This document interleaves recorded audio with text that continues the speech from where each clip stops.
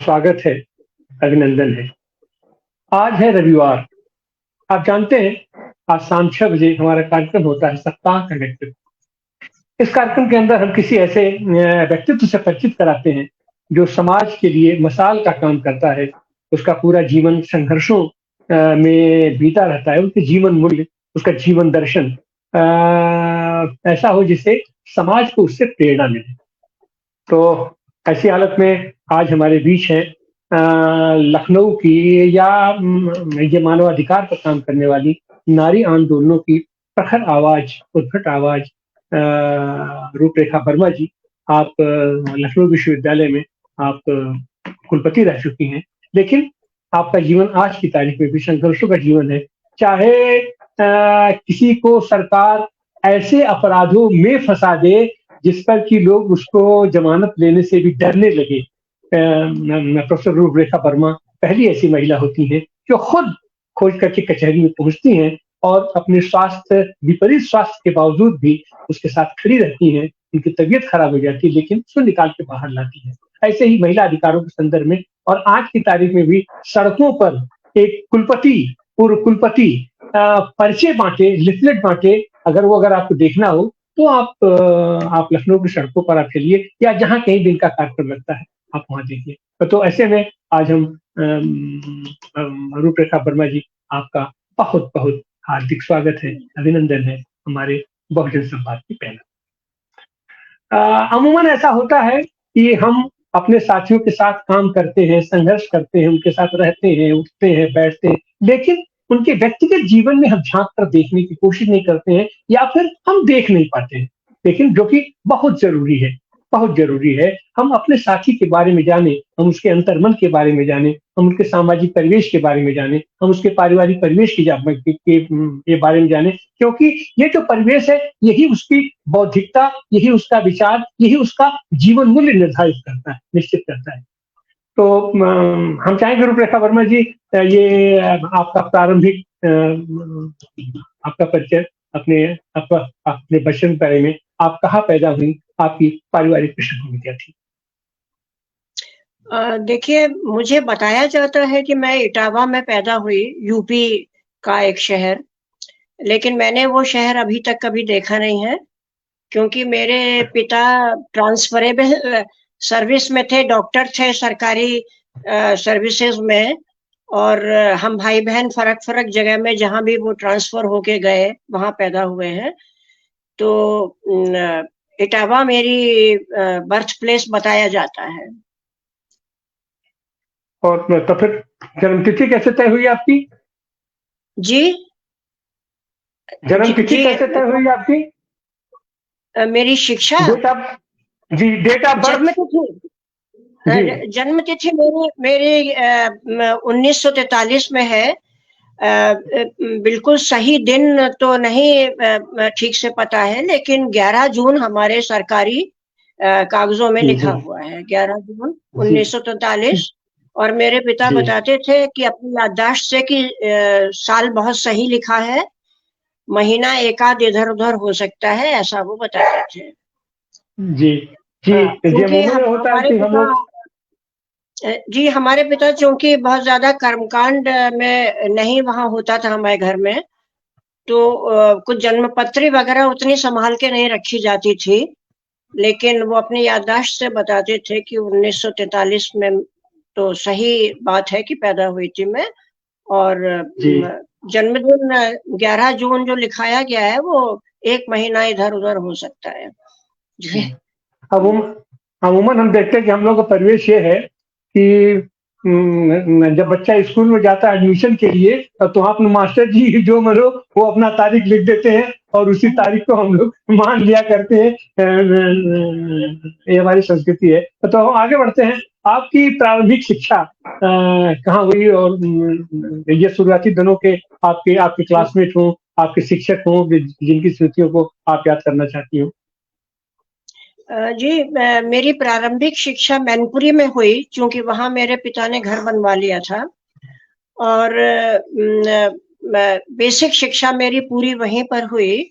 प्रारंभिक वक्त के यादें तो बहुत ज्यादा हैं अगर मैं बताऊंगी, और इस उम्र में होता यह है कि जब आप अतीत में झांकते हैं तो फिर बहुत लंबा बोल जाते हैं। तो मुझे लगता है कि शायद मुझे उस बात का खतरा नहीं लेना चाहिए, लेकिन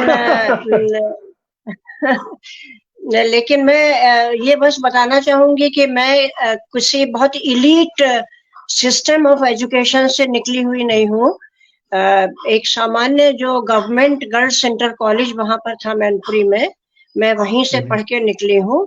और वहां पर सिर्फ हाई स्कूल तक ही साइंस विषय, विज्ञान विषय लड़कियों के लिए उपलब्ध था, और बाकी लड़कों के स्कूल में तो था साइंस, आगे चल के हम लोगों के में नहीं था। हालांकि मैंने हाई स्कूल में साइंस और मैथमेटिक्स लिया था और मेरी बोर्ड में पोजीशन भी थी, लेकिन आगे चूंकि साइंस नहीं थी तो मुझे अपना ये शाखा ज्ञान की बदलनी पड़ी, और मुझे आर्ट सब्जेक्ट से फिर उसमें दिक्कत बहुत हुई नए सिरे से नए सब्जेक्ट्स के लिए, लेकिन मुझे फिर इंटर में अपने विषय बदलना पड़ा, और बाद में हायर एजुकेशन के हम लोग बाहर भेजे गए।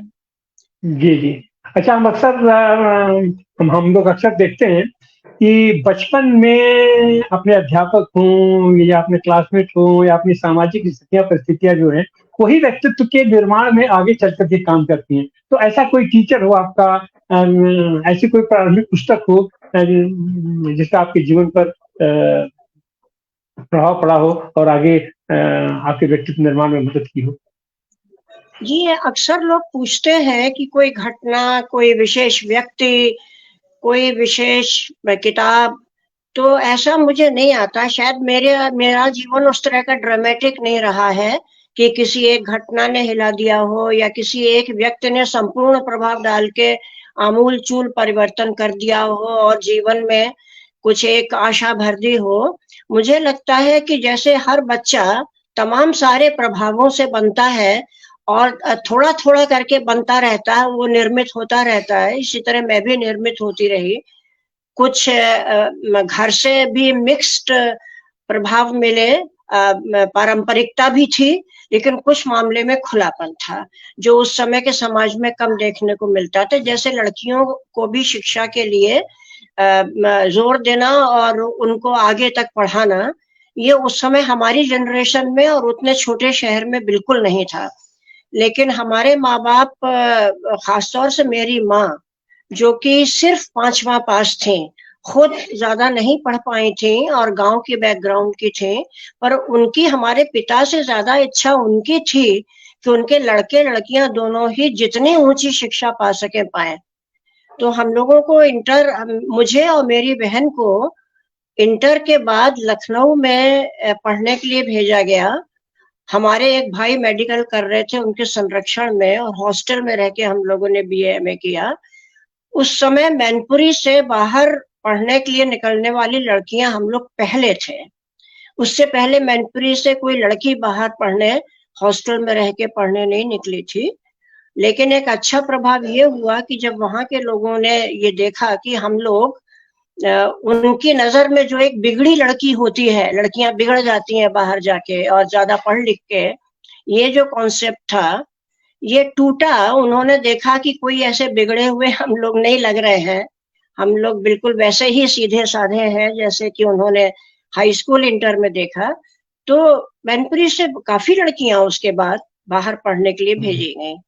फिर हम लोग लखनऊ में पढ़ने आए तो यहीं के होके रह गए, और यहीं पे आगे हायर एजुकेशन भी हुई, और फिर मुझे यहाँ पे अपने आप जॉब भी यूनिवर्सिटी में ऑफर हो गई, और फिर लखनऊ ही मेरा अपना शहर हो गया। अच्छा मैम, इसके पहले जरा सा अपने परिवार के बारे में, आपके परिवार संयुक्त परिवार है या एकल परिवार है? आपके भाई बहन कितने हैं? उनकी शैक्षिक योग्यता ये सब क्या चल रहा है? जी, हम लोग कुल मिला के 6 भाई बहन थे, और ये मैं आपको याद दिलाना चाहूंगी कि जो मेरी उम्र है, मैं 80 से ऊपर हूँ। तो मेरे पिता का जो, माता पिता का जमाना था, शादीशुदा उनका जो जीवन था, उस समय फैमिली प्लानिंग का कोई कंसेप्ट नहीं था और ना ही कोई तरीके थे। आत्मनियंत्रण के अलावा कोई उस समय। तो हम लोग 6 भाई बहन थे, और सुनते हैं कि कुछ नहीं भी रहे, नहीं तो और ज्यादा होते। 3 हम, मुझे मिला के 3 लड़कियां और 3 भाई, और सभी हाईली एजुकेटेड। हमारे ज्यादातर भाई बहन अपने समय में अपने अपनी जगह पे टॉप करते रहे, तो इंटेलेक्चुअली एक धनी माहौल मुझे मिला। मैं सबसे छोटी अपनी भाई बहनों में रही, तो मुझे अपने घर के वातावरण से भी और भाई बहनों से भी एक धनी रिच इंटेलेक्चुअल माहौल मिला। घर में एक लाइब्रेरी हुआ करती थी साहित्य की। मेरी बड़ी बहन कविता लिखती थी, और मेरे पिता हालांकि थे तो प्रोफेशनली डॉक्टर, पर उनको अपनी डॉक्टरी से कहीं ज्यादा शौक था साहित्य का, और वो लगातार नॉवेल और कविताएं पढ़ते रहते थे। कविता सुनने का शौक मेरी माँ को भी था, हालांकि वो कम पढ़ी लिखी थी। और हमारे घर हर इतवार को एक गोष्ठी होती थी, साहित्यिक गोष्ठी। तो उस तरह का एक वातावरण हमको मिला। बाकी बहुत कुछ ट्रेडिशनल पारंपरिक बंदिशें थी, ऐसा नहीं कि सब खुला ही खुला मिला, लेकिन कुछ बड़े ये पॉजिटिव हम लोगों को मिले। और मेरे ख्याल से तमाम जो वातावरण में चीजें रही होंगी उन्होंने निर्मित किया, लेकिन एक इस चीज ने भी निर्मित किया, एक ललक पढ़ने की और स्वस्थ साहित्य की। राहुल सांकृत्यायन को मैंने उस उम्र में पढ़ा जबकि वो आधे समझ नहीं आए, और उसी तरह से प्रेमचंद के कई नॉवेल उस समय पढ़े जबकि वो 1/4 समझ में आए, 3/4 समझ में नहीं आए, लेकिन कहीं कहीं वो एक संदेश मिलते रहे, और एक प्रोग्रेसिव जो प्रगतिशील पसंदगी थी वो बनती चली गई फिर जीवन में। ये रहा। अच्छा, एक चीज देखते हैं कि अमूमन अपने गांवी परिवेश में रहता है कि लड़कों से वैसे में इनका इनका मिलना न हो लड़कियों का, इसलिए अलग अलग तरीके की लड़कियां अलग पढ़ रही हैं, लड़की अलग पढ़ रहे हैं। क्या आप ऐसी मानसिकता से भी आपको गुजरना पड़ा, और अगर ऐसा तो ये कोई एजुकेशन में आपको भाई? जी बिल्कुल यही हुआ। देखिए हम लोग भी गर्ल्स स्कूल में ही डाले गए, और फिर जब लखनऊ भेजा गया तो चूंकि हम लोगों के करियर अच्छा था, हमारा हमारी बहन का, हम लोग जो उस समय बहुत अच्छे कॉलेज माने जाया करते थे, आईटी कॉलेज वगैरह, लोरेटो, वहां बड़ी आसानी से एडमिशन हो जाता। पर यही सोचा गया कि भाई ये कुछ अंग्रेजी दां कॉलेजेस हैं, लड़कियां बिगड़ जाएंगी। दूसरा ये है कि को एजुकेशन थी, यूनिवर्सिटी तो थी ही जहां पर कि अंडर ग्रेजुएशन से ही थी पढ़ाई, पर वहां भी नहीं भेजा गया कि फिर वही संकट था कि लड़कियां पता नहीं जितने लड़के होंगे क्या होगा, एक सीधे साधे छोटे से शहर से जा रही हैं। तो ये सब बंदिशें थी, और ऐसा नहीं है कि सब कुछ हम लोग को खुला खुला ही मिला। और मैं बता दूं कि एक के बाद एक स्टेज क्लियर हुई है, क्योंकि इंटर के बाद हमारे यहाँ भी सोचा जा रहा था कि भाई अब तो कुछ प्राइवेट करा दो। हमारी बड़ी बहन को प्राइवेट ही करना पड़ा, लेकिन हम लोग छोटे थे तो उस जनरेशन तक थोड़ा खुलने की आस बन गई थी। लेकिन जब देखा कि नंबर बड़े अच्छे ला रही हैं ये लड़कियां, तो चलो इनको आगे कर दो। फिर हुआ कि अब तो शादी की बातचीत करने लगो बीए के बाद। लेकिन फिर जब ये हुआ कि भाई इन्होंने तो टॉप किया फिलोसफी में यूनिवर्सिटी भर में, एक कॉलेज में रहते हुए भी, तो हुआ कि चलो एमए भी कर लेने दो। तो एक एक करके वो बाधा हम लोगों को भी पार करनी पड़े, सब यूं ही प्लेट में रख के नहीं मिल गया। लेकिन इतना जरूर था कि अगर हमारे घर वाले बहुत कट्टर होते हैं, बहुत बंद दिमाग के होते, तो नहीं हो पाता, ये तब भी नहीं हो पाता, अच्छे नंबर लाके भी नहीं हो पाता। तो कुछ वहां खुलापन था, और कुछ हम लोगों को बाधा दौड़ में मेहनत करके उसको पार करते गए, और क्रेडिबिलिटी अपनी सिद्ध करते गए, विश्वसनीयता। तब उसी तरह से जब हमारे हेड की चिट्ठी आई कि आपको यहाँ जॉब भी मिल सकता है, तो बड़े विचार विमर्श हुए घर में, भाइयों के साथ भी हुए, पिता, और बहुत किंतु परंतु, डर भय क्या होगा। लेकिन उसके बाद सोचा कि एक चांस दो, और हमारे ये हुआ कि भाई आए, बड़े भाई साथ में हेड ऑफ द डिपार्टमेंट से मिले, और कुछ ऐसे मुझे उनके हाथों में सौंपा गया जैसे पिता अपनी जगह किसी को अमानत सौंप रहा हो। तो ये सब हमारी जनरेशन में देखिए क्या था कि हमने आपको बताया, आपको ताज्जुब होगा कि मैं टीचर बन चुकी थी और 7-8 साल टीचर, बल्कि 10 साल मैं पढ़ा चुकी थी। ऑक्सफोर्ड में गई मैं एक कॉमनवेल्थ फेलोशिप पर हायर रिसर्च के लिए। आपको ताज्जुब होगा कि इंग्लैंड जाने के बाद जब मैंने तमाम औरतों को मुस्कुराकर बोलते हुए देखा और बड़ा अच्छा लगा, बहुत सुंदर लगा ये ऐसे लोगों से बात करके, तब मैंने भी मुस्कुरा के बात करना सीखा। उसके पहले एक मुस्कुराकर बात करने वाली लड़की कहीं कुछ गड़बड़ होती है, एक ये टीचर तो कंसेप्ट नहीं था। मानी जाती थी। और ये हम सब पे सिर्फ तारी था, मेरी बहन पर, मुझ पे और हमारे साथ की बहुत सारी लड़कियों पे। और जो थोड़ी चंचल प्रवृत्ति की हमारी क्लास फेलोज थी, उनको बराबर इस तरह के बिचारियों को संकट रहते थे कि उनको कौन क्या कहेगा। तो वो जमाना धीरे धीरे बदला है, हम लोगों ने भी उस चीजों को झेला है, लेकिन बहुत कट्टर परिवार न होने की वजह से कुछ चीजें, कुछ बहुत सी और लड़कियों की बनिस्बत आसान रही, क्योंकि हमारे साथ की बहुत सी लड़कियों की इंटर के बाद ही शादी करा दी गई और वो आगे कुछ और पढ़ाई नहीं कर पाए। तो ये एक मिला आपका मिला जुला सहयोग था। ये आपका आपका परिवार जी बसाने का मामला कब शुरू हुआ? जी। आपका परिवार नहीं, बसाने आपने की बात कब शुरू? जी। परिवार बसाने की बात फिर ये हुई कि जब मैं टीचर हो गई थी, उसके बाद से ही ये होने लगा। मैं जानती थी कि मैं कई चीजें एक साथ नहीं शायद निभा पाऊंगी। एक अच्छी टीचर और अच्छी कार्यकर्ता और अच्छी बेटी के अलावा फिर अच्छी बीबी, अच्छी माँ। मुझे बड़े झिझक लगती थी, झंझट लगता था शादी करना, पर वो भी एक लंबी कहानी है। देखिए, अब सब चीज पब्लिक मत कराइए। नहीं, नहीं, घर में जितनी जितनी जितनी घर में बात। बहुत बहुत दबाव पड़ा। माँ बाप बहुत दुखी थे कि इसका क्या होगा, जब ये बूढ़ी हो जाएगी तो कौन देखेगा। सोचा ये जाता है कि बस शादी एक सोल्यूशन है औरत के लिए, लड़कों के लिए करियर सोल्यूशन है, लड़कियों के लिए शादी सोल्यूशन है। लड़की का करियर है शादी कर लेना और लड़कों का करियर है जॉब में लग जाना। तो ये मिथ एक हमारे साथ रही है बराबर और आज भी है ये वाले मिथ हमारे साथ। तो उसमें भी बड़ा संघर्ष था, बहुत बार देखना दिखाना भी हुआ। लकीली मैं कुछ लोगों को पसंद नहीं आई, भाग्यवश।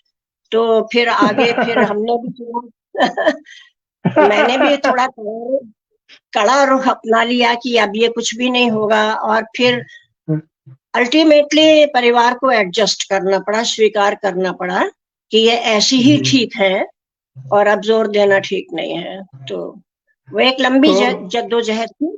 इमोशनल ड्रामा बहुत था उसमें। तो अगर संभव हो, उपयुक्त समझे, तो आप यह भी साझा कर दीजिए कि आपकी शादी माँ बाप तय किए कि आप अपने आप से तय कर ली? अब देखिए, वो जबरन तो कराने वाले हमारे माँ बाप थे नहीं। देखिए, यही मैं कह रही हूँ कि एक कॉम्बिनेशन था, थोड़े खुलेपन का, थोड़ी बंदिश का।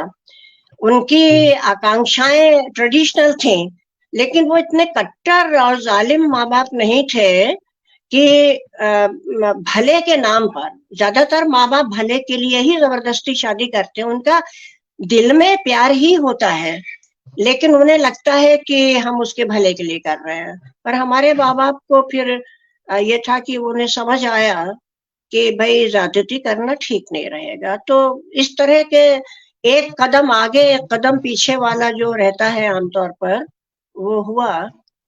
और अब हम जहाँ हैं वहां पर है, तो कोई रिग्रेट कभी नहीं हुआ। अच्छा ही लगा कि बच गए, एक बहुत बड़ी त्रासदी से बच गए, ऐसा लगता है सब। जी अच्छा मैम, हम अक्सर देखते हैं कि ये आज के बच्चे तो करियर ओरिएंटेड हैं और हर समय बच्चा अपना अपना करियर बनाने की कोशिश करते हैं। आपका इतना बढ़िया करियर आप लेकर के समाज सेवा के क्षेत्र में आप इतनी तरीके से आपका वही कैसे आई, आपको कैसे प्रेरणा मिली? देखिए, उसका भी एक मिक्स्ड प्रभाव रहा जिसने उस व्यक्तित्व का निर्माण किया होगा। कि कुछ वो अच्छी अच्छी जो किताबें और साहित्य बचपन से लेकर बड़े होने तक मिलता रहा। बहुत खराब साहित्य भी हाथ पढ़ा, लेकिन चूंकि अच्छा भी मिला, तो वो प्रभाव डालता रहा। फिर जब लखनऊ में आए तो कुछ और प्रगतिशील लोगों से भी मुलाकातें हुई, और ज्यादा अच्छा साहित्य पढ़ने को मिला, बातचीत और डिस्कशन के मौके ज्यादा मिले यूनिवर्सिटी में। तो ये, और घर में एक माहौल शुरू से था कि हमारे यहाँ सही गलत का बहस बहुत होती थी, घर के अंदर भी, क्या सही है, क्या नैतिक रूप से सही है, क्या नैतिक रूप से गलत है। हालांकि बहुत बार नैतिकता के मानदंड वहां भी थे पारंपरिक और गलत ही, लेकिन एक ये एहसास था कि भाई एक सही दिशा और गलत दिशा के बीच में एक डरने की बात है, ये डर बनाए रखो कि गलत ना हो। और फिर सही मानदंडों की तलाश धीरे धीरे निखरती गई। तो इस वजह से एक ये एहसास तीखा हो गया टीन एज से ऊपर आते आते कि कुछ गलत है तो बोलेंगे जरूर, कुछ गलत लग रहा है, किसी का ऑपरेशन लग रहा है तो कुछ करना जरूर है, ऐसे नहीं छोड़ना है। और हम लोगों के बचपन में बहुत सारी ऐसी भी यादें हैं जब हमने बहुत गलत होते देखा है, बुरा लगा है, पर कुछ भी नहीं किया, कुछ नहीं किया, चुप रहे, समझ ही नहीं आया क्या करें, यही नहीं समझ में आया कि इसके लिए हो क्या सकता है। बहुत छोटी उम्र थी। मैंने औरतों को पिटते देखा है पास पड़ोस में, गुस्सा आता था, बहुत छोटे थे, कुछ समझ ही नहीं आता था, पर वो गुस्सा कहीं दिल में रहा होगा। कि धीरे धीरे जैसे जैसे जीवन को समझती गई मैं, उस धीरे धीरे ये समझ में आने लगा कि नहीं, प्रतिकार हो सकता है।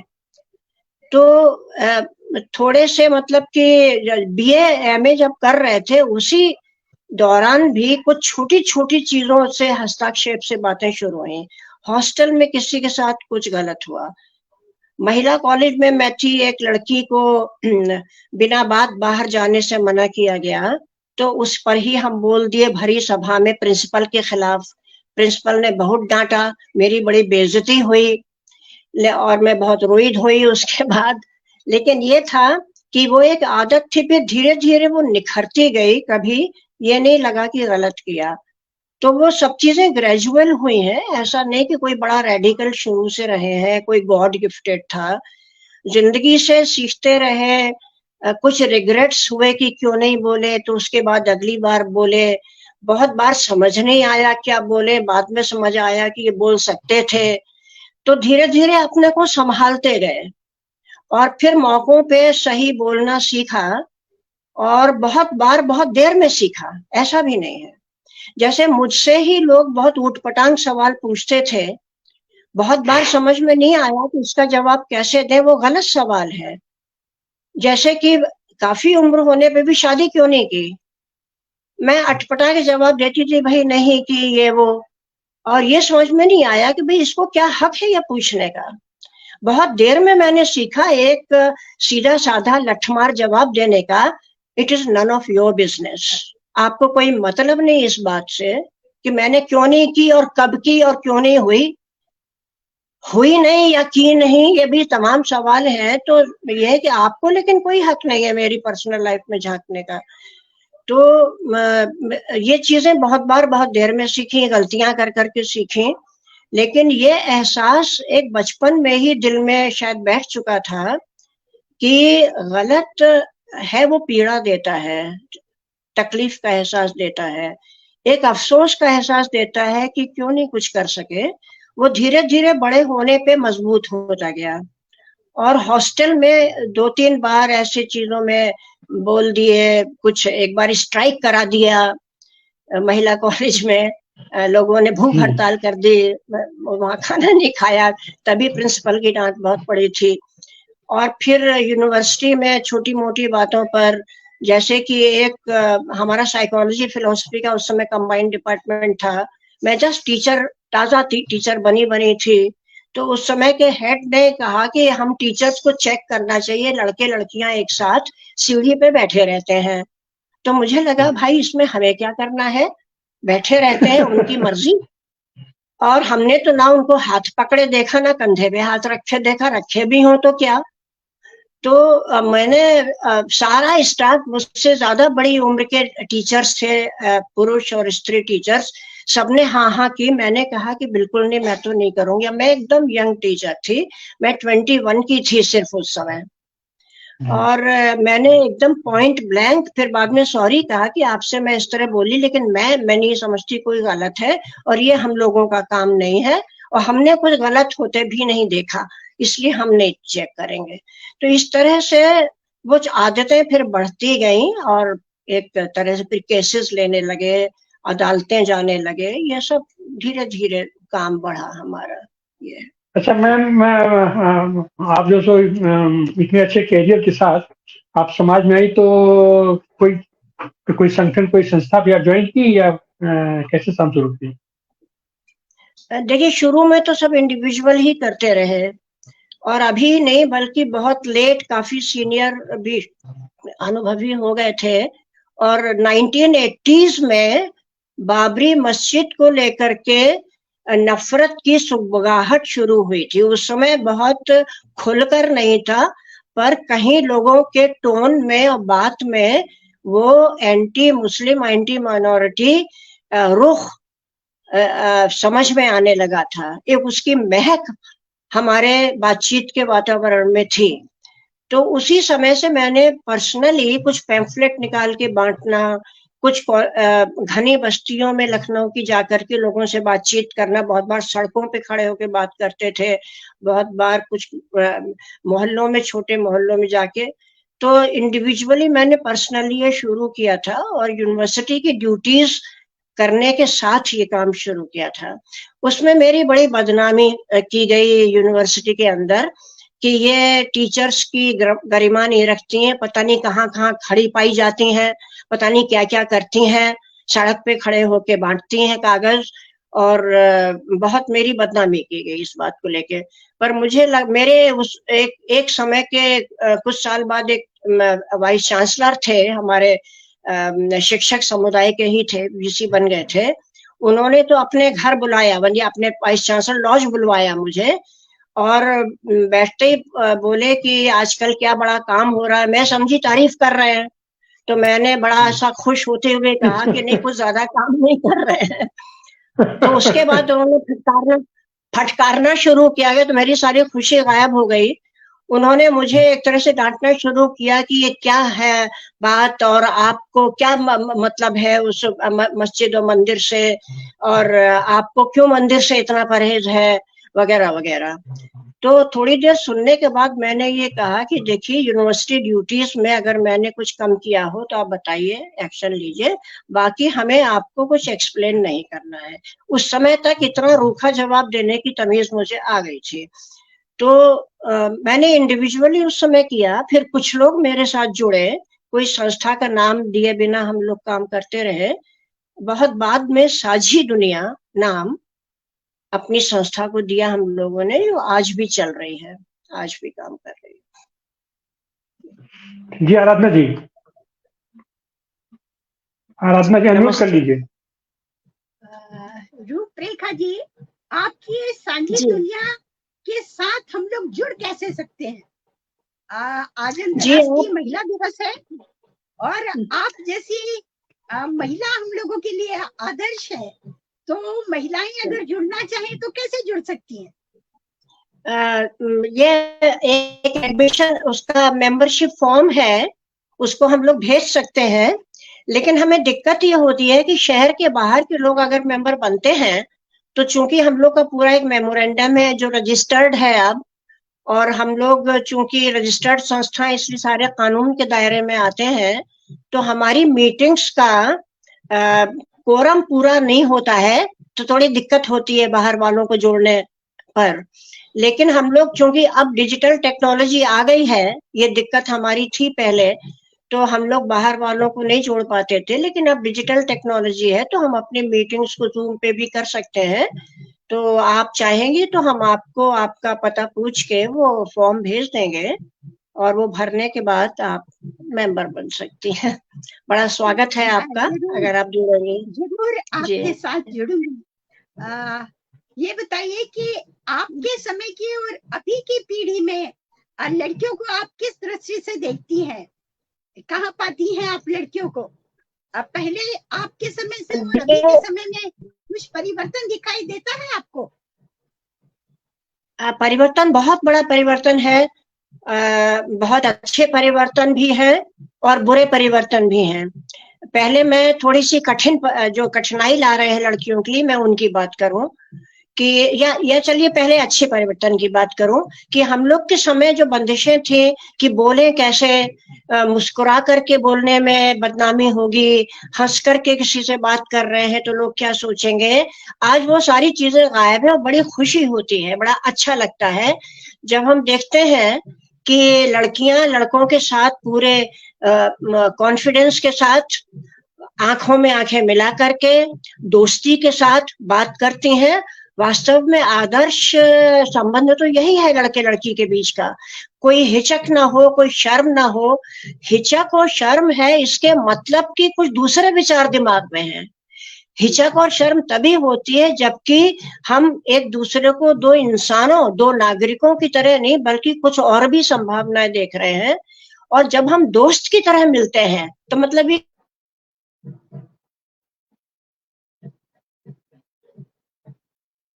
है, तो वो दोस्ती ज्यादा स्वस्थ होती है, ये दोस्ती ज्यादा स्वस्थ होती है। तो इसलिए मुझे लगता है कि ये एक बहुत अच्छा परिवर्तन है।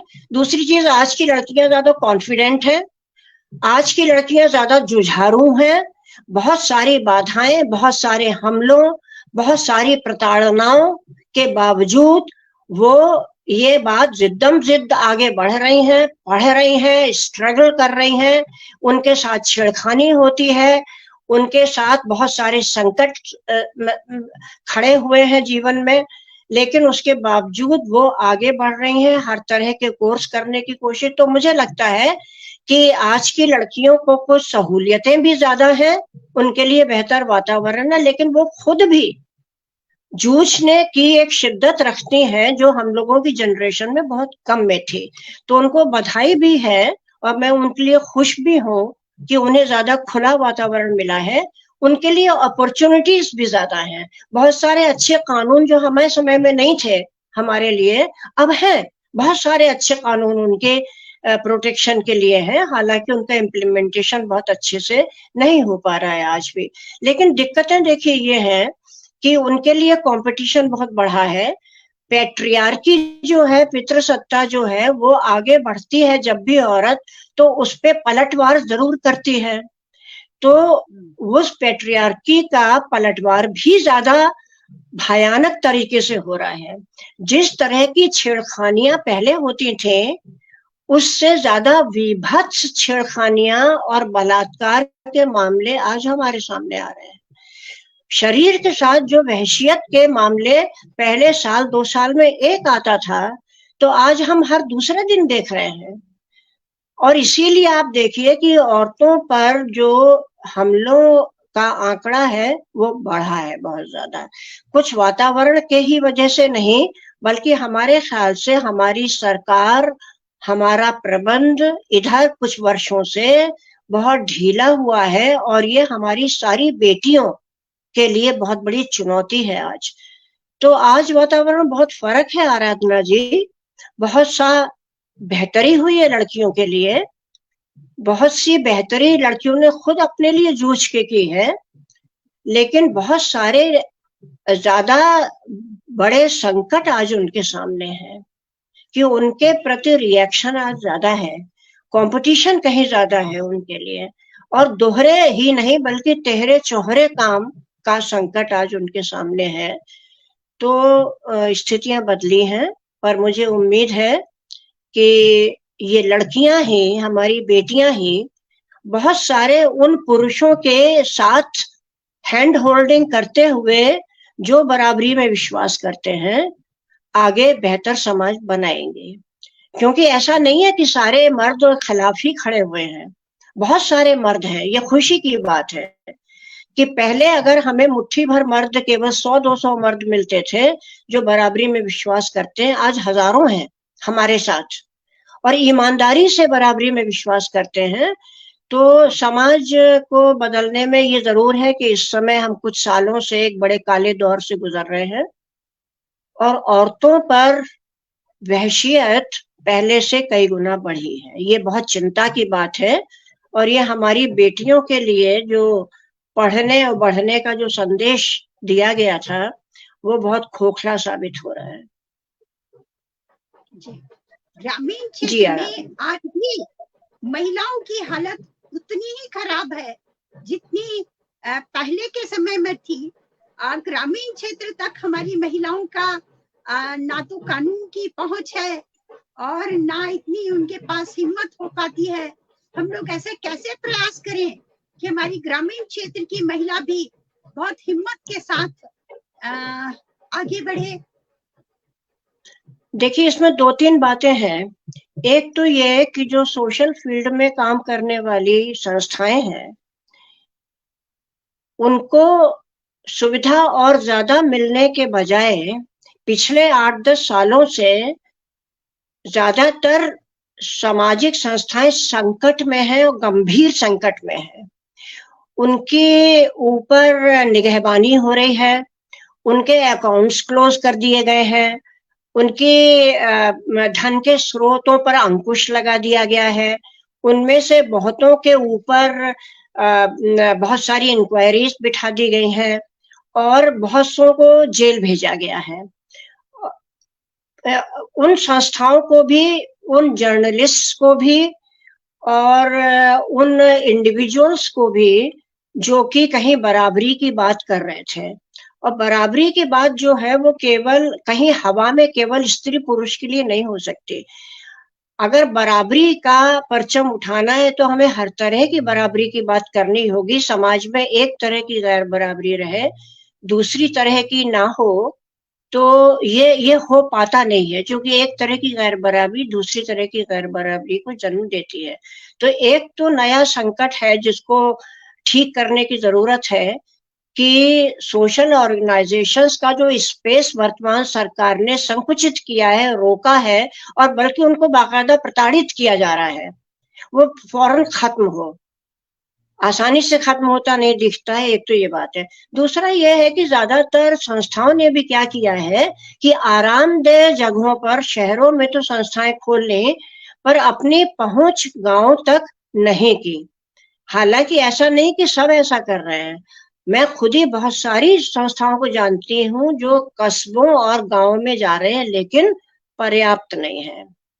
और शहरों में भी आप देखिए कि पर्याप्त नहीं है। शहरों में जो कितने शहरों में खुली हैं, बड़े शहरों में खुली हैं, छोटे शहरों में कितनी खुली हैं। तो सामाजिक काम का तो दायरा अभी भी बहुत ही छोटा है, उसे बहुत फैलाने की जरूरत है। कस्बों तहसीलों तक भी नहीं पहुंची है, गांव तो अभी बहुत दूर की चीज है। तो जब तक की संस्थाएं और कार्यकर्ता, जैसे हम लोग कुछ गांवों में जा रहे हैं, मिस्र के कुछ गांव में और कुछ बस्तियों में जा रहे हैं, शहर की ही कुछ बस्तियों में, कुछ संस्थाएं ऐसा कर रही हैं। कुछ संस्थाएं मैं ऐसा जानती हूँ जो सिर्फ गांव में ही काम कर रही हैं, लेकिन बहुत कम है। तो जब तक कि सामाजिक रूप से सचेत रूप और समाज के प्रति प्रतिबद्ध लोग अपनी शाखाएं गांव कस्बों तक में नहीं खोलेंगे, वहां तक वो अपनी सुविधाओं को नहीं ले जाएंगे, तब तक ये काम नहीं हो पाएगा। दूसरा ये है कि सरकार की तरफ से जो संस्थाएं हैं भाई, वो इतना ज्यादा कम काम कर रही है, इतना उछला काम कर रही है, सतही काम कर रही है। अब जैसे कि ये लीगल एड असिस्टेंस की संस्था हर स्टेट में है, हमारे यहाँ उत्तर प्रदेश में भी है। वो पैम्फलेट छपवाती है, जगह जगह दौरा करती है, लेकिन वो भी उतनी जगह नहीं पहुंच पा रही है। और हमारे टैक्स पेयर का सारा पैसा सरकार के पास है, तो वो क्यों नहीं उनको ज्यादा अलॉट करती है। हम आप देखिए ना, जो सरकार का बजट होता है उसमें बड़ी धनराशि कहाँ जाती है। जहां पर कि बराबरी के लिए लोग काम कर रहे हैं, जरूरी सूचनाएं देने का काम कर रहे हैं, और जरूरी सूचनाएं दे करके और जरूरती सहायताएं और उपकरण दे करके हाथ गरीबों लोगों का, मामूली लोगों का हाथ मजबूत करने का काम कर रहे हैं, उनको ज्यादा अलॉटमेंट क्यों नहीं किया जा रहा है। आप हमेशा ये देखिए कि आपको पीडब्ल्यूडी डिपार्टमेंट में बहुत बड़ा फंड मिल जाएगा, आपको शिक्षा में उससे कहीं ज्यादा कम मिलेगा, और उसमें भी लीगल एड अथॉरिटी जो है डिपार्टमेंट, उसको बहुत कम मिलेगा। तो ऐसा क्यों है? इसके लिए हमें सरकार से भी के साथ भी एक आंदोलन चलाना पड़ेगा कि जो सामाजिक वेलफेयर कि उनकी अपनी ऑर्गेनाइजेशंस हैं, उनको ज्यादा बजटिंग हो उनकी, और उन पर उनका एक सहयोग वो बनाए सामाजिक संस्थाओं से जो उन पर निगहबानी कर सके। सामाजिक संस्थाओं की निगहबानी को उन्हें मंजूर करना पड़ेगा अगर सरकारी संस्थाओं का भी काम सही तरीके से चलना है। तो मुझे लगता है हमारे आपके प्रयास से ही ये हो पाएगा। अंतर्राष्ट्रीय महिला दिवस पर महिलाओं को क्या संदेश देना चाहेंगी? मैं ये कहना चाहूंगी कि 2-3 बातें हैं, अगर माइंड ना करे। आज इतना कठिन समय है कि कोई एक वाक्य से संदेश पूरा दिया नहीं जा सकेगा। एक तो मैं ये कहना चाहती हूँ कि मैं उन महिलाओं को सैल्यूट करना चाहती हूँ जो कि बहुत बुरे हालात होने पे भी आगे बढ़ने की कोशिश कर रही हैं और दूसरों के लिए भी काम कर रही हैं। और मैं सभी महिलाओं को ये कहना चाहूंगी कि आज हम देश में एक ऐसे समय में खड़े हुए हैं जहां पे महिलाओं की एकता को पूरी ताकत से तोड़ने की कोशिश हो रही है। हम महिलाओं पर होने वाले अपराधों को भी कहीं धर्म के आधार पर सही गलत ठहराने के नीचे स्तर पर पहुंच गए हैं। हम जात पात के आधार पर हम औरतों पर के ऊपर होने वाले अपराधों की जांच तय करने लगे हैं। इससे ज्यादा बुरा समय स्त्रियों के लिए नहीं हो सकता है। जो आज हम महिला दिवस की बात कर रहे हैं, तो महिला दिवस के लिए आज मेरे जीवन में शायद इससे ज्यादा बड़ा चुनौतीपूर्ण और दुर्भाग्यपूर्ण वक्त कभी नहीं आया मेरे जीवन में, खास तौर से महिलाओं के लिए, जबकि महिलाओं पर होने वाले अपराध हर साल बढ़ रहे हैं और बहुत तेजी से बढ़ रहे हैं। उनमें भी दलित महिलाओं और माइनॉरिटी की अल्पसंख्यक महिलाओं पर कहीं ज्यादा बढ़ रहे हैं, और अब महिलाओं के साथ वहशियत कहीं ज्यादा बढ़ रही है। मणिपुर हमें अभी भी याद है, हमारा हाथरस हमें अभी भी याद है। हर दिन दो चार, आज ही 2-3 घटनाएं, बहुत बुरी घटनाएं, लड़कियों के साथ, बच्चियों के साथ, 6 साल की बच्ची, 5 साल की बच्ची। तो ये घटनाएं कभी आती थी 1-2 साल में एक बार, अब रोज 3-4 घटनाएं आती हैं। तो ऐसे समय में अगर हम स्त्रियों को बांटेंगे, धर्म के आधार पर उनकी अस्मिताओं को बांटेंगे, जो पूरी तरह से राजनैतिक स्तर पर किया जा रहा है, इस खेल को हमें समझना है। हम स्त्रियों को ये समझना है। स्त्रियों को शांति दूत माना गया था, पर आज हम देख रहे हैं कि स्त्रियां स्त्रियों का बलात्कार करा रही हैं। स्त्रियां स्त्रियों को जात के और धर्म के आधार पर अपमानित कर रहे हैं। और अगर ये चलता रहेगा तो स्त्री जो है, जिस बात पर वो शांति दूत होने के लिए इज्जत चाहती थी, उसकी कोई इज्जत नहीं रहेगी अगर हम इस तरह से बांटकर खड़े होंगे। तो सबसे बड़ा संदेश मेरा आज यही है कि जरा अपने अंदर झांकिए कि आप के स्त्रीत्व को जिन चीजों के लिए गर्मामंडित किया गया, आप देवी होने की ललक छोड़िए। आप एक अच्छे इंसान बनने के नाते धर्म जाति के बंधन में बंटकर औरतों को बांटिए मत। आप एक होकर खड़े होइए और औरत की अस्मिता के लिए लड़ाई करिए। जो राजनीतिक खेल है वो शुरू हुआ है, हो सकता है 10 साल और चले, लेकिन कभी खत्म होगा, लेकिन आप तब तक बर्बाद हो जाएंगी।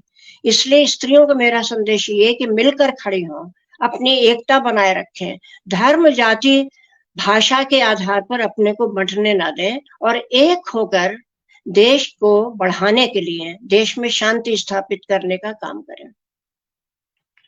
अच्छा मैम, अक्सर हम देखते हैं कि ये तमाम संस्थाएं हैं, तमाम ये व्यक्तिगत रूप से लोग समाज सेवा करते हैं, नारियों के उत्थान की और समाज सेवा की ये तरह से उपक्रम करते रहते हैं। लेकिन फुटकर प्रयास तो, छोटा छोटा प्रयास से तो काम बनेगा नहीं। क्या ऐसा नहीं लगता है कि अगर ये सारे लोगों का कोई ऐसा हो कि एक साथ जुड़ करके ये लोग काम करें, तो ये कुछ बेहतर काम हो सकता है और उसका असर भी बेहतर होगा, व्यापक होगा? देखिए, मुझे मुझे लगता है कि फुटकर और सम्मिलित सभी बड़े दोनों तरह के प्रयास जरूरी हैं। अपनी अपनी जगह पर अपने अपने सामर्थ्य के अनुसार प्रयास नहीं होंगे तो कोई भी अम्ब्रेला ऑर्गेनाइजेशन सब जगह पहुंच सकती ही नहीं है।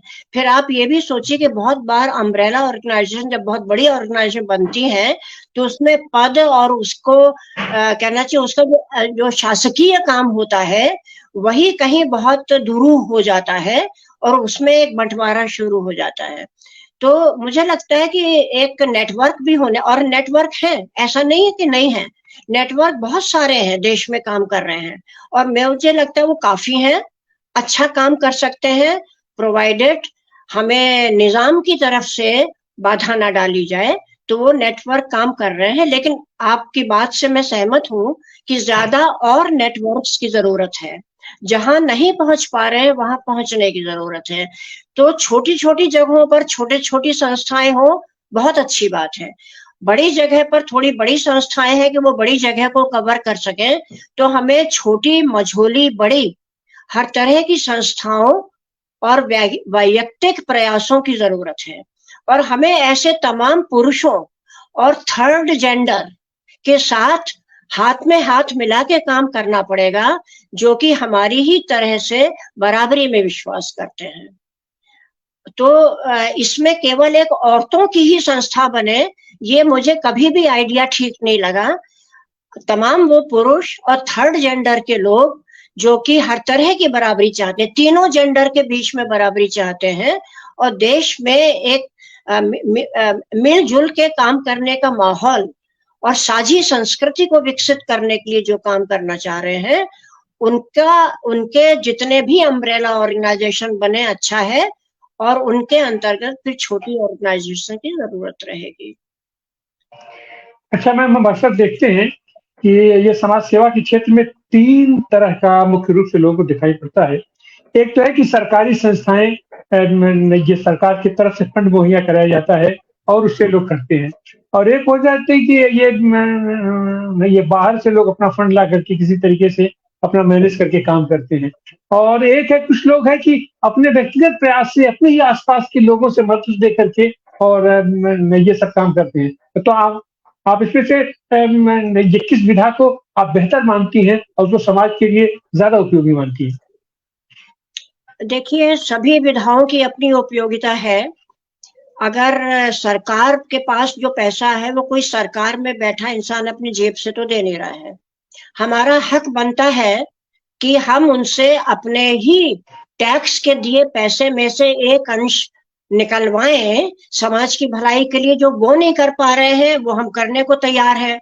हम उनका समाज को बनाने का जो वो एक दावा करते हैं तो हम कहते हैं भाई हम उसमें आपका सहयोग करना चाहते हैं, हमें आर्थिक मदद दीजिए, क्योंकि हमारे टैक्स का पैसा है और टैक्स का पैसा समाज के लिए जाना चाहिए तो थोड़ा हमें भी दे दें वो। हालांकि मैंने अभी तक किसी गवर्नमेंट से नहीं मांगा है, लेकिन जो मांगते हैं मैं सोचती हूँ गलत नहीं है। दूसरा ये है कि जो लोग कि अपने आप क्राउड फंडिंग से व्यक्तिगत प्रयासों से ले सकते हैं, बहुत ही अच्छा है। वो ज्यादा स्वतंत्र रह सकते हैं किसी के दबाव में आए बिना, सरकारी दबाव में आए बिना या किसी कॉरपोरेट के दबाव में आए बिना वो अपने एजेंडा को स्वतंत्र रूप से कर सकते हैं। लेकिन बहुत सारा धन इस प्रकार भी आता है जहां पर कि कोई दबाव के बिना, वो फिलैंथ्रोपिक सोर्सेज है, वो इस तरह के सोर्सेज है जो वाकई उनके पास काफी है और वो उनकी नेक नियत है कि वो चाहते हैं कि उनकी कमाई का, उनके पास बहुत ज्यादा धन है पर वो उसका एक हिस्सा चाहते हैं कि समाज की भलाई में जाए, वो देते हैं। मुझे लगता है तीनों में ही लेने में कोई हर्ज नहीं है और हमारी संस्था वैसे कोशिश करती रही है कि ऐसी ऑर्गेनाइजेशन से लेने में जो कि फंडिंग करते हैं अच्छे कामों के लिए।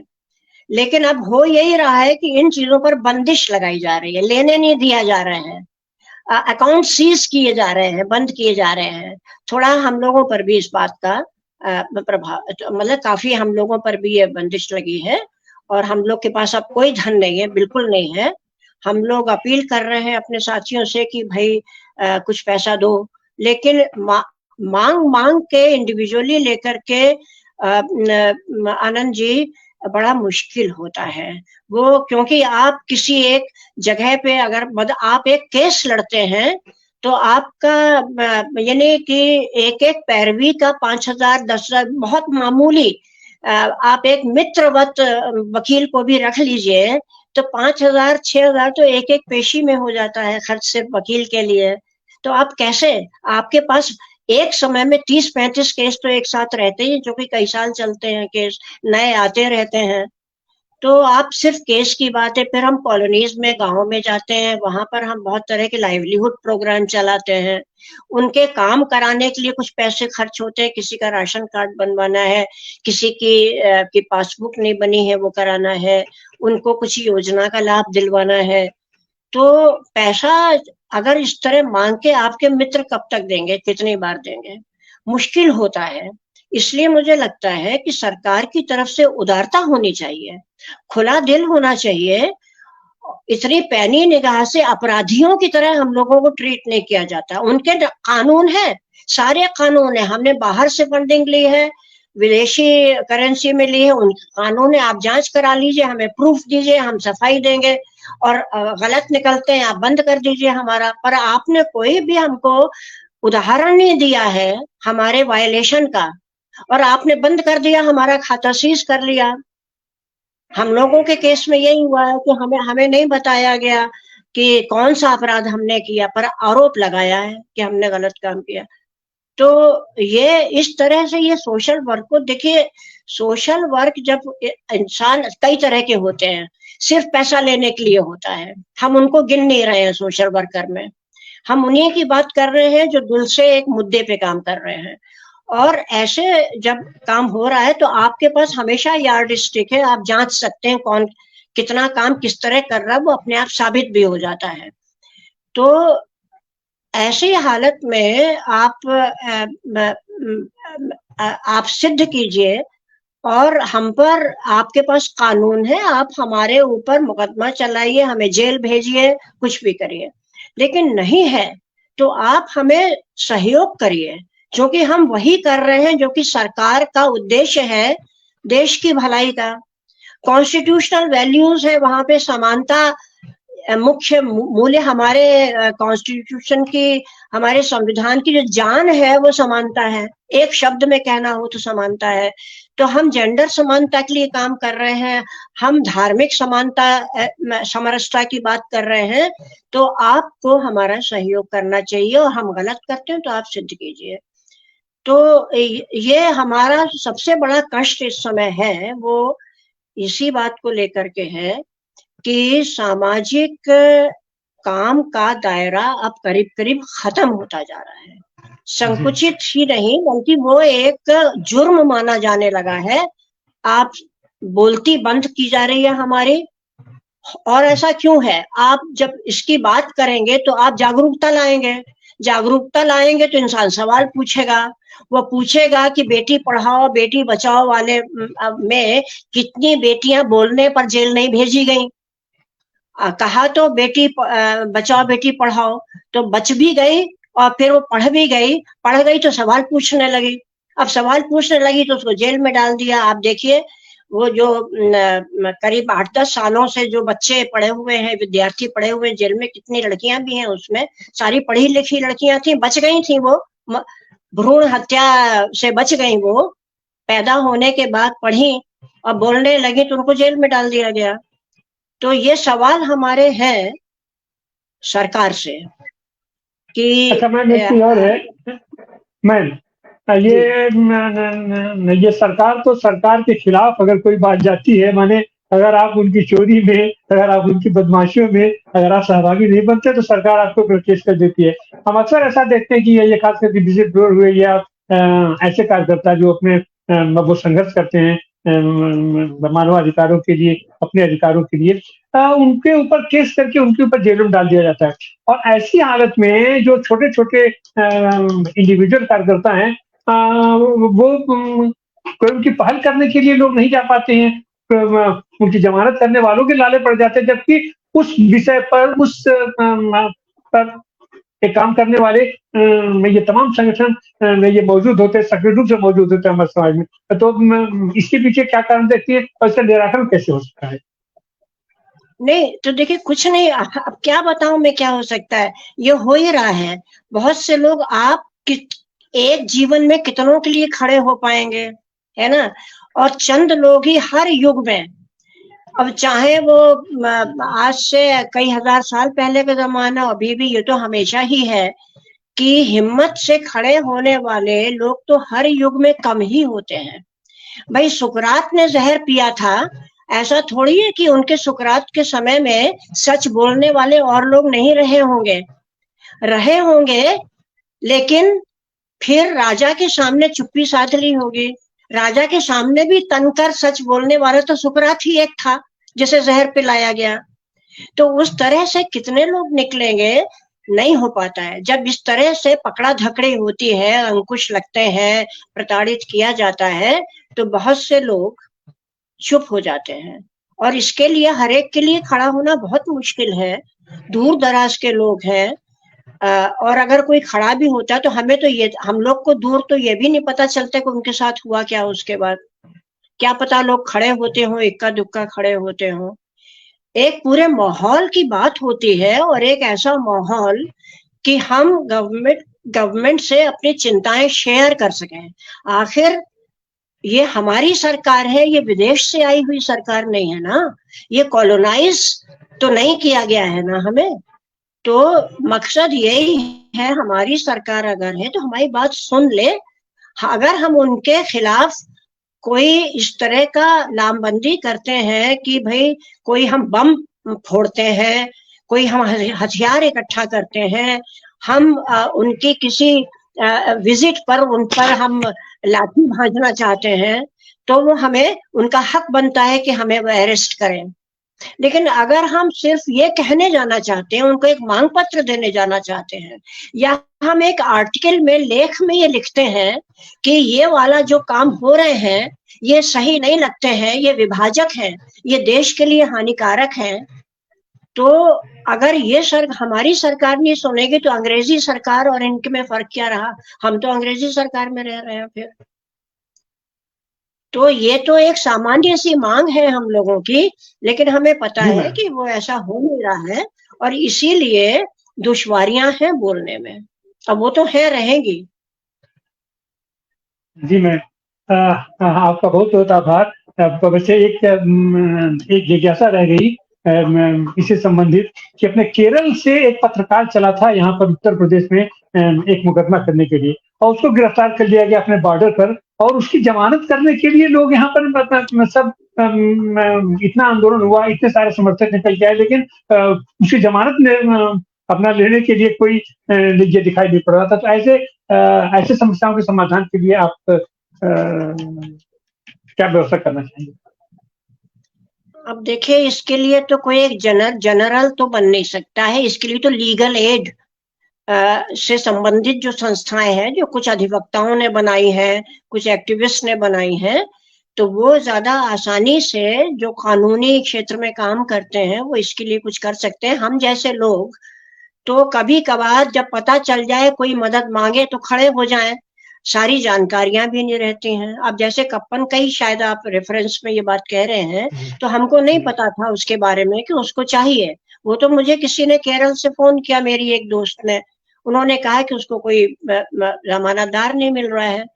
तो बहुत बार पता भी नहीं होता है।